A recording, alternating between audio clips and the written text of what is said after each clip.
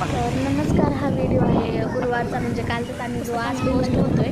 तर आम्ही आलेलो आहे आज आळंदीमध्ये, सगळं घरची कामं वगैरे उरकली आणि तर म्हणलं यांना चला तुम्ही घरी आज सुट्टी आहे तर चला थोडंसं मला फिरून आणा. आणि वारी झाली पण मला दर्शन घ्यायचं होतं माऊलींचं, जे की मला भेटलं नाही.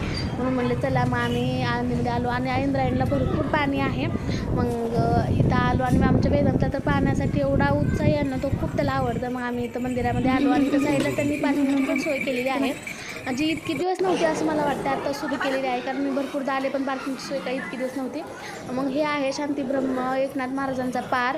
आम्ही आलो इथं मंदिरामध्ये पण भरपूर गर्दी होती. असं वाटत होतं की गर्दी नसेल, कारण वारी आत्ताच होऊन गेले त्याच्यामुळे सगळे लोक येऊन गेले असतील, पण असं नाही आहे, भरपूर गर्दी होती. आणि बघू शकता तुम्ही वरी किती लाईन आहे, इकडं पलीकडे म्हणून असं ठरवलं की चला दर्शनाच्या रांगेमध्ये काय थांबू शकत नाही, कारण मुलगा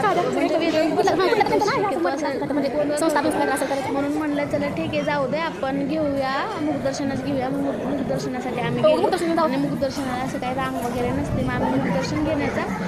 आणि हे बघा इथं किती सुंदर परिसर आहे ना, परत या परिसराच्या आणि इथल्या निसर्गाच्या आणि इथल्या माऊलींच्या क्षणात परत एकदा करते. आणि हे सुंदर वृक्ष आहे तिथे मग आम्ही जात होतो. आणि तिथे समोर एक TV आहे, जिथे आळंदीचा इतिहास दाखवला जातोय बघा.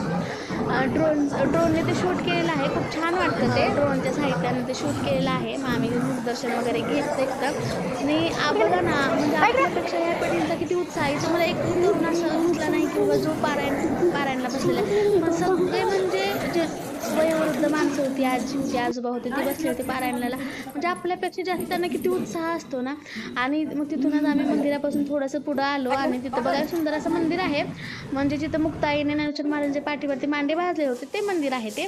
मग इथं आम्ही आलो होतो ग्रंथराज ज्ञानेश्वरी मंदिरामध्ये आहे, जे की गोपाळपूर याच्या थोडंसं म्हणजे 1-2 मिनटाच्या अंतरावर गोपाळपुरापासून. मग गोपाळपुराचे जे मंदिर आहे त्याच्यापेक्षा 2 मिनटाच्या अंतरावर आहे. आणि ते किती सुंदर मूर्त्या होत्या ना, सगळे देव होते.